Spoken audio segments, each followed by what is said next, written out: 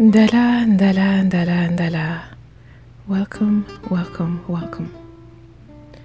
Today I wanted to make a video to answer some of your questions you've sent through my email address, questions you send me through inboxes on Facebook or Instagram.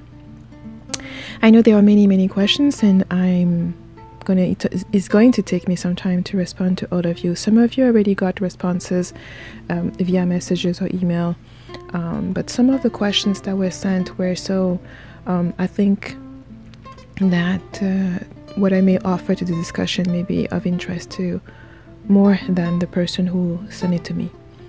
So for those of you who are new on this channel, this is what this series is about, wisdom letters. The topic of today is one that is very common.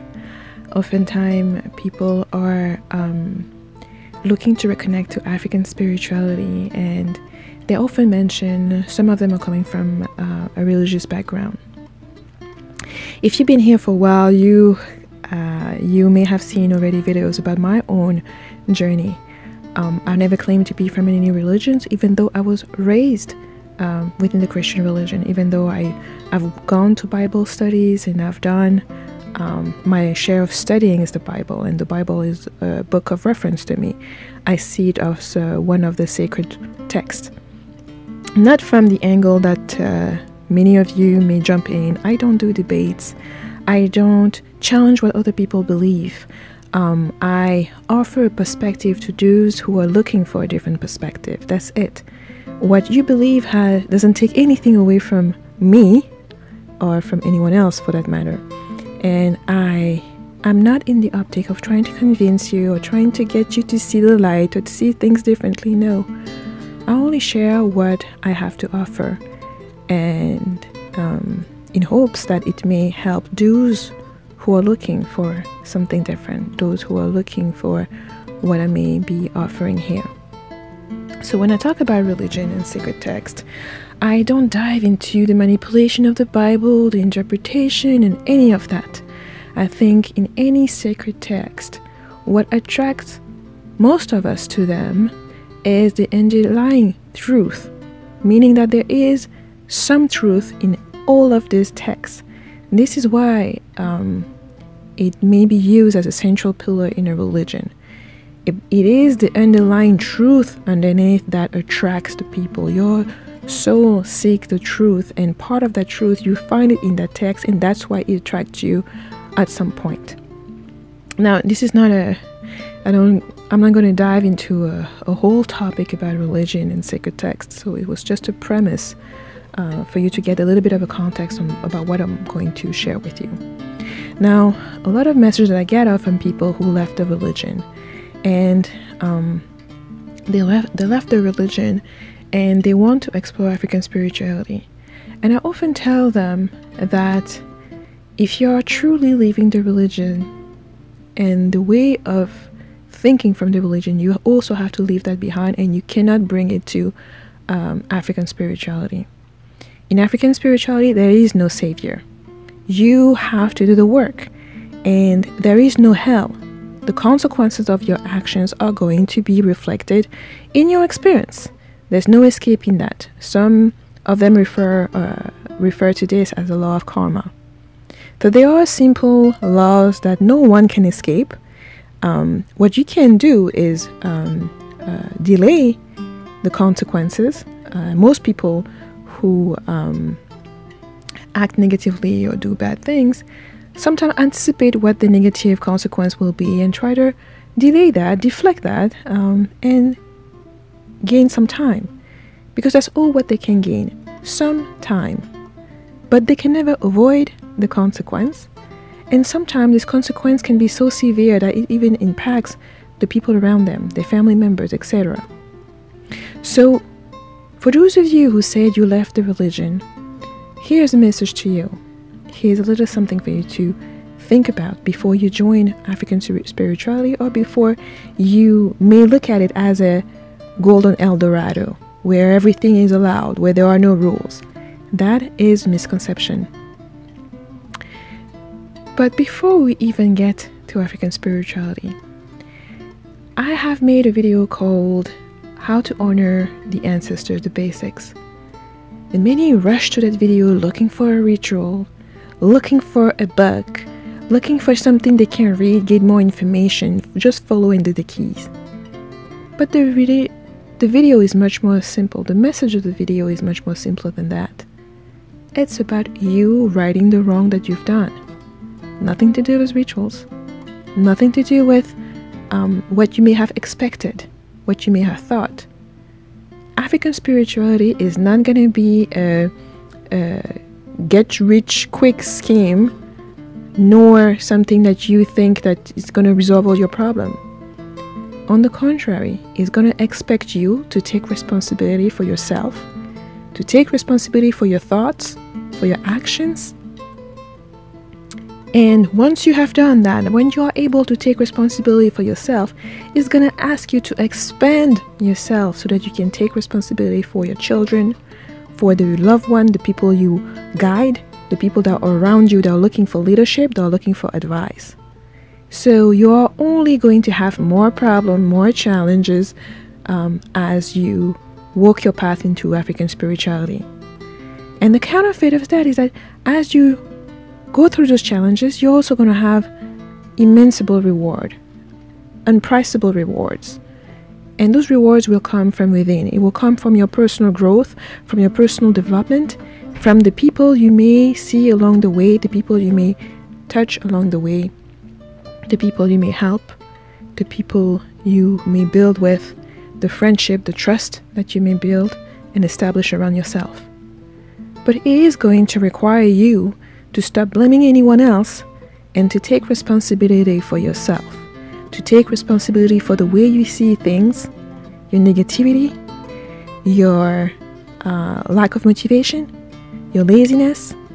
It may also require you to take responsibility for what you achieve, to be able to lead, to be able to be a leader in your family, to be able to be a leader for your friends, to set the example for others.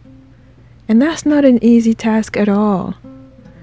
I have another series called The Laws of Math, where we go through different principles from math, principles that are here to serve and help you on the path of your personal growth. Each principle calls upon you to look at a facet of yourself and to work on it, to improve yourself each day, every day. So this is not a code that you throw once you leave. This is not an emblem or a jewelry that you put on and display to impress other people. This is something that is going on within yourself, where no one can see on the exterior. No one cares about what you say, how many yoga poses you can do, or how many days you can fast. It's about the personal inner transformation that you're going through that will exalt outward through your actions, your way of thinking, your way of perceiving things. So there's no point for you to tell others about what you're doing, what's happening, any of that. They will see it. They will witness your growth as you change yourself. Not changing the world, not blaming other people, not telling other people what to do, but looking at your own self in the mirror and looking at what you need to change in yourself. It is not the world that needs to change, it is you. And most people telling you different, telling you, oh, poor you, the world is such a savage place. Those people do not want you to take responsibility for the part that is yours. It is your life. You are the one responsible for it. And yes, some horrendous, some sad, some treacherous things may have happened to you. But still, stand up on your 2 feet. Look up and think about those who came before you, who went and lived 10,000 times what you are going through right now, and who still managed to have children, to raise those children, to hope for the best for those children, to seek liberty, to seek freedom, and to exalt the resilience that allow us to be here today. So no sob story are going to shield me or change me from telling you that you need to take responsibility for yourself. You need to stand up and you need to keep going. I know it's easier said than done, and I know that no matter the path that you choose, personal growth is going to be required. Personal development is going to be required. Building up and changing your character is going to be required. Improving yourself and becoming a person, a human, the human you're supposed to be, is going to be required. So when you say that you're leaving religion, what you're truly saying is that you are looking for your path. You are looking for a path that suits you best. There is no need for you to have any form or shape and form of negativity towards the religion itself. Why? Because it is through that path that you awaken to say that this path no longer serves you. So that part of you that used to be Christian or Muslim or Hindu or whatever religion you used to belong to, that part of you, you needed that part of you to get where you are today. So you can be here criticizing it, disdaining it, or even for some of you, being negative towards that. And what I always ask, and when I have discussions with people who used to be religious, I ask them, were you truly part of the religion you say you are leaving? Were you following what the dogma was in that religion, what the principles were? Because if you weren't, you were never part of that religion to begin with. And I think that's an important point to consider. Many people call themselves Christian but don't follow half of the principles of Christianity, and hence in other religions as well. But yet they claim that the religion lied to them, that they were misled, etc., etc. You were not even following the dogma. One of the ways that you can know this was not a path for you and this path was treacherous is if you even follow what the religion said to begin with. And here, I'm not judging you, I'm not mentoring you, I'm just telling to you. Because I've seen people who were really truly believers, part of a religion that they followed. They did not fornicate, they tried their best not to lie, not to cheat. They truly followed their religion. And within the community or within that church or that mosque or that synagogue, they still felt an emptiness that guided them to go elsewhere, that called them to tell them this was not it for them. Most of them didn't yell, kick and scream. They just realized they needed to seek the answers that they were looking for. The religion tells you if you don't do this and that, you're going to hell, or this or that is going to happen to you. Or the people who are following another path, they are in error. And yet, you see people in other religions. You even see people who say they don't believe in God, but they are kind, they are humble, they are even helpful to you and loving towards you. And yet you are supposed to be negative because your religion says so. Or the people interpreting your religion tells you so. So it's very, very different for those who had the faith, who followed faithfully in their tradition, in their religion, and realized that this path was not enough. But if you were within the religion, you didn't follow, you did it as it pleased you. One Sunday you go to church, the next you don't feel like it, you're not going. Another one you're watching church from TV, another one you rather hang out with your friends. There's no regularity in your faith. The minute something goes wrong, you turn your back to God. And when things are squeaky, nice and perfect, it's all on you. You did that by yourself. So the consistency in your faith, in your practice, in what you do, wasn't even there to begin with. So you didn't leave the church. You didn't outgrow your faith. You didn't have that type of faith to begin with. So it's important. You never left religion because you were never in it to begin with. It is important for you to realize that because in African spirituality, your faith almost does not matter. The divine exists whether you choose to believe in him or not. And the spirit world and all of the entities that are there need not you to believe in them for their existence. because their existence is not based on you. Their existence is autonomous. What may be based on you are the images, the egregors, the servitors, and everything else that you cooked up in your mind and the collective mind, and that you feed with your own energy. Yes, those depend on you and what you believe and where you send your energy to. So it is important to understand that, because African spirituality is very different from the thinking that you've learned or witnessed or researched in religion. In African spirituality, information is not your guide. Experience is. It is not a matter of following blindly and having faith. It's a matter of knowing because you experience it, because you see it, because you feel it, because it is part of your daily life and action. It isn't some compartment where you open a little box, you take it out, and then you put it back out and you're done with it. It doesn't work like that. It's something that you apply within your life. It is a living tradition.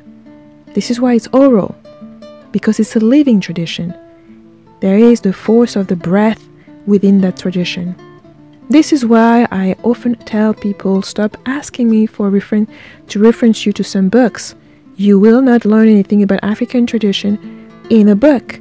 You need to practice it. You need to speak to people who do practice it or who come from those traditions. That is how you learn, not by reading, but by listening and by doing. Information does not become knowledge until you start applying it, and applying it to your own life and circumstances. This is how you know it works. This is how you learn about it, and this is how you gain your own wisdom about how this knowledge impacted your life.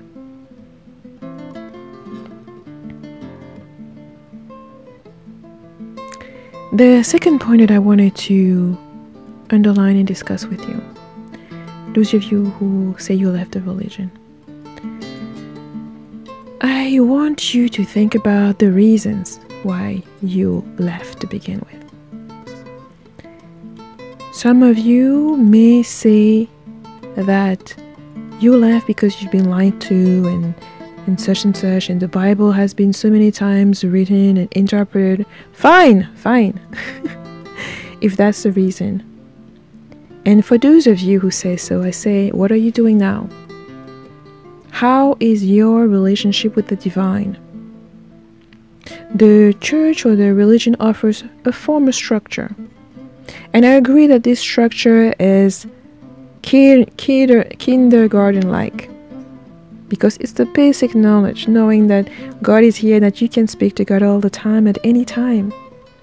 And now that you're no longer in the religion, how is your relationship with the divine? How do you entertain that relationship? How do you communicate with the divine? How do you express what you have to say? And how do you show your gratitude? How are you doing those things even though you are outside of the church? And you see, the reason I ask this is because many come and say they just stopped doing anything. They're not doing anything at all. They watch TV, they watch a couple of videos here and there. They stop going to church, they don't need to pray, they don't actually talk to God anymore. And that is something that is really saddening, because God is not in a religion. The divine is much, much bigger than that. You should be able to feel it when the wind caresses your face,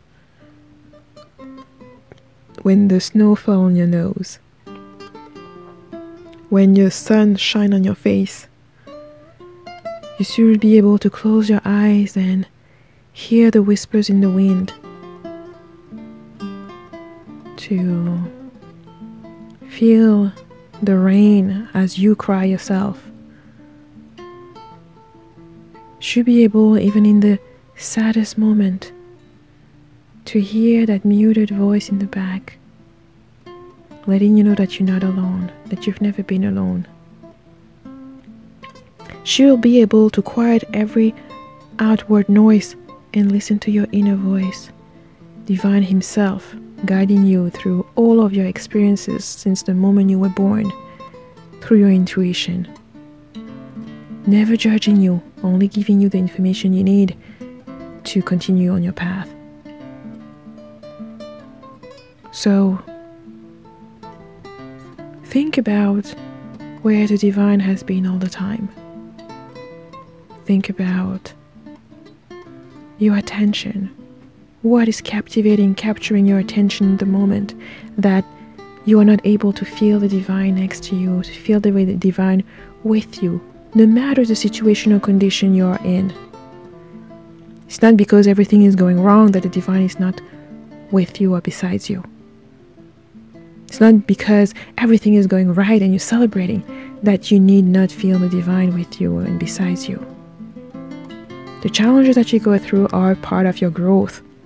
And each one that you overcome is helping you transform and helping you work on yourself.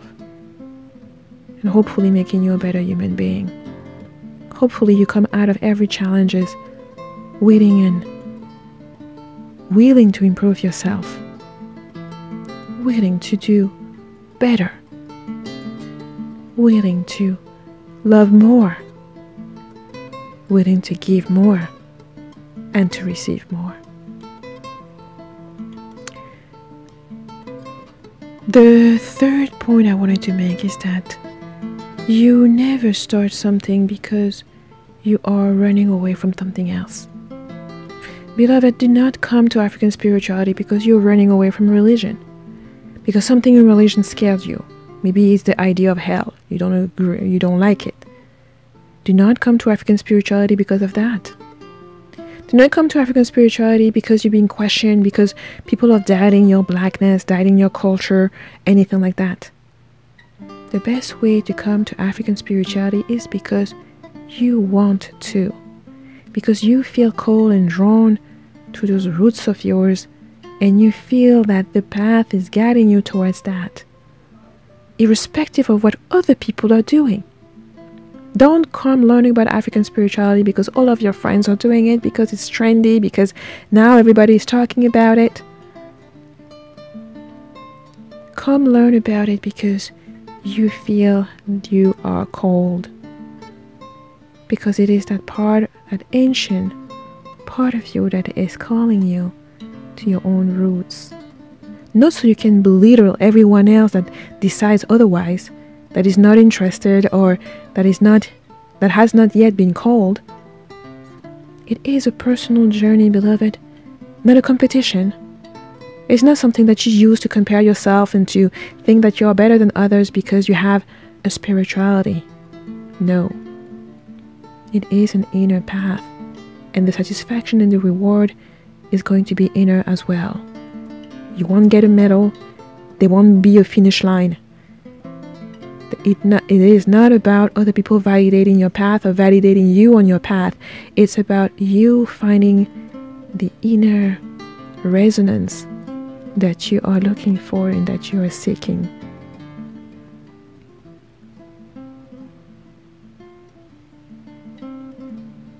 The last point that I will make, beloved, if you still think that religion manipulated you, lied to you, or anything like that, I'll again ask you to question yourself.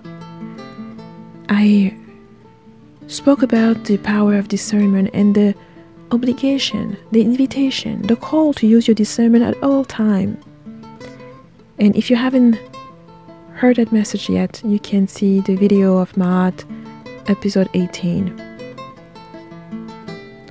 Using your discernment. Sorry, episode 17.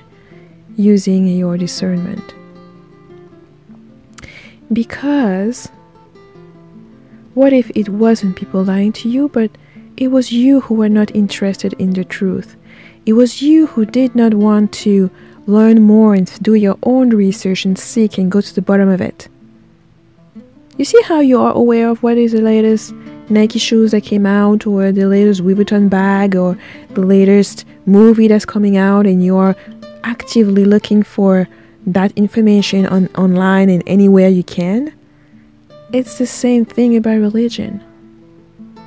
Did you care back then how the Bible was formed?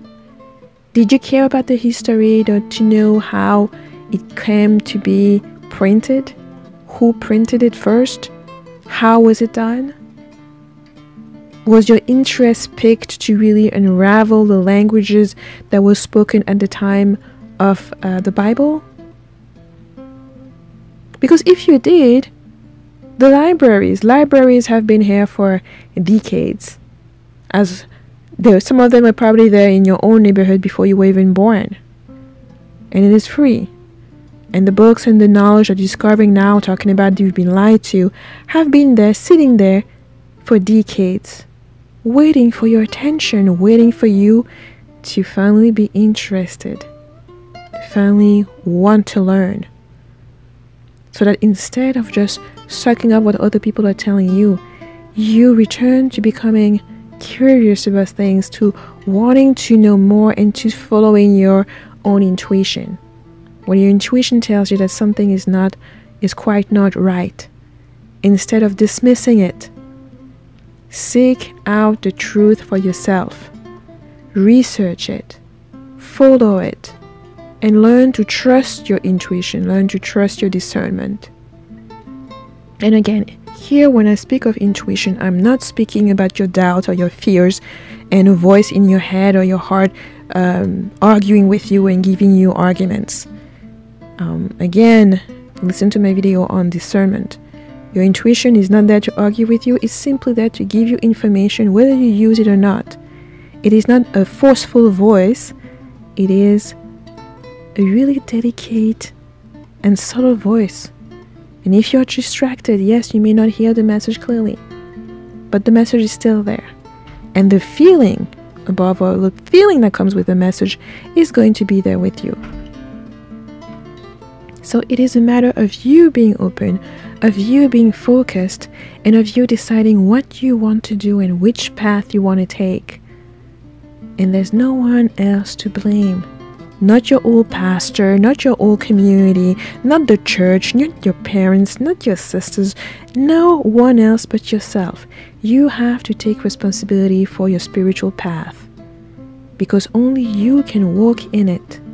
No one can force you to believe in God. No one can force you to aspire to be a better human being or to work on yourself or to grow. Those are decisions that you need to make for yourself. And lastly, to end in a better note, I wanted to mention that it isn't the religion or the spirituality that makes the man or the woman, but it is you who makes the religion or the spiritual path that you walk on. You, through your desire to grow, through your investment of time and energy on your path, you are the one who makes it, because you become a reflection of the path you're walking in. And then you can have examples. There are many examples of people who are religious or non-religious who exalt some form of divine traits that are aspiring to many of us, and that continue to aspire others through generations. Emma Tubman was a proud Christian, and it is through her faith that she said she was able to go back and free the slaves, and each time go back and being guided through the woods and through her journey by the divine. Her faith was her shield, and her faith and her communication with the divine is what made her truly believe that she was not to be a slave, and that was not the condition of black people. You can also take Malcolm X, who was a Muslim, part of the Nation of Islam, who dedicated his life also to serve his people, his community, and who also was guided by his faith in a different kind of way. So it isn't the religion that you are part of that is preventing you from doing the things and accomplishing the grandeur thing that you want to accomplish for others, your family, your community. It is you. You are the one that can use the religion as a vehicle to access your divine power, to speak to your divine, to the divine. And above any of that, to change yourself so you become the person that you want to be, so you become the person that you ought to be. And you will find in all spiritual paths, in all religions, even people who are atheists or who don't subscribe to anything, you will find people who have great character and who exalt a wonderful relationship with the divine. To find these people, you have to be open and you have to be willing to change your own self so you can be on the same vibrational path. So I hope this was useful. I hope that you stop wasting energy sending negativity to the church or people who are religious, anything like that, and that you focus that energy on your own path, on yourself. And that you always remember that no matter what you choose to do, the divine is always there with you. And as you transform and aspire to become a better person, you will see more and more of that relationship growing.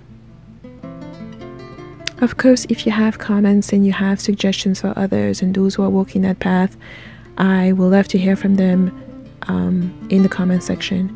If you are also one of those people who left the church, I would want you to share with others how you did it in a peaceful way.